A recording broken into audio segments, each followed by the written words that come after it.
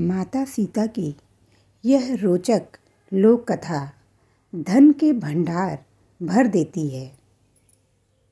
यह कहानी सीता माता कहती थी और श्री राम इसे सुना करते थे। एक दिन श्री राम भगवान को किसी काम के लिए बाहर जाना पड़ गया तो सीता माता कहने लगी कि भगवान, मेरा तो 12 वर्ष का नित्य नियम है। अब आप बाहर जाएंगे तो मैं अपनी कहानी किसे सुनाऊंगी। श्री राम ने कहा कि तुम कुएं की पाल पर जाकर बैठ जाना और वहाँ जो औरतें पानी भरने आएंगी उन्हें अपनी कहानी सुना देना। सीता माता कुएं की पाल पर जाकर बैठ जाती हैं। एक स्त्री आई। उसने रेशम की जरी की साड़ी पहन रखी थी और सोने का घड़ा ले रखा था। सीता माता उसे देख कहती हैं कि बहन, मेरा 12 वर्ष का नितनेम सुन लो। पर वह स्त्री बोली कि मैं तुम्हारा नितनेम सुनूंगी तो मुझे घर जाने में देर हो जाएगी और मेरी सास मुझसे लड़ेगी। उसने कहानी नहीं सुनी और चली गई। उसकी रेशम जरी की साड़ी फट गई। सोने का घड़ा मिट्टी के घड़े में बदल गया।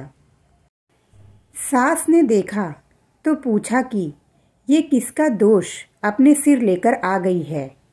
बहू ने कहा कि कुएं पर एक औरत बैठी थी। उसने कहानी सुनने के लिए कहा, लेकिन मैंने सुनी नहीं, जिसका यह फल मिला।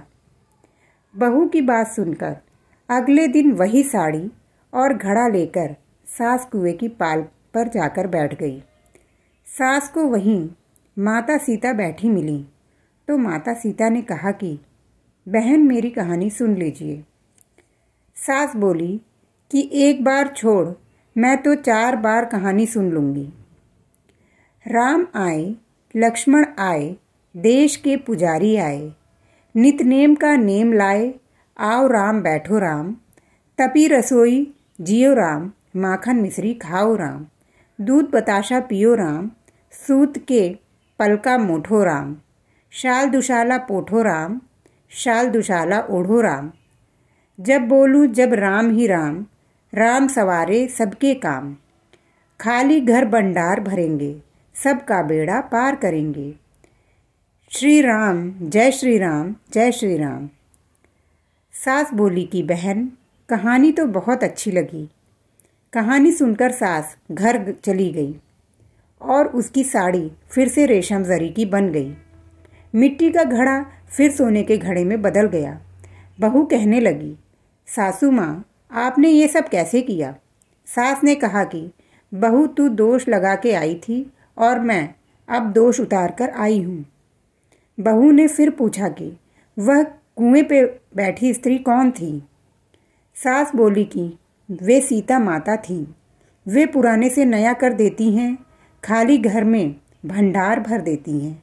वह लक्ष्मी जी का वास घर में कर देती हैं। आदमी की जो भी इच्छा हो उसे पूरा कर देती हैं। बहू बोली कि ऐसी कहानी मुझे भी सुना दो। सास बोली कि ठीक है, तुम भी सुनो। सास ने कहानी शुरू की।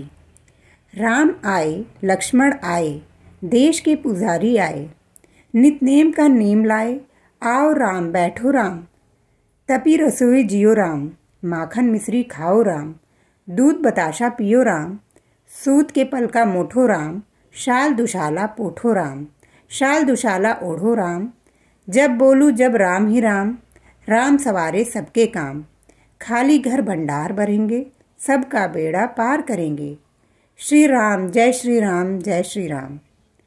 कहानी सुनकर बहू बोली कि कहानी तो बहुत अच्छी है। सास ने कहा कि ठीक है, इस कहानी का रोज पाठ करेंगे।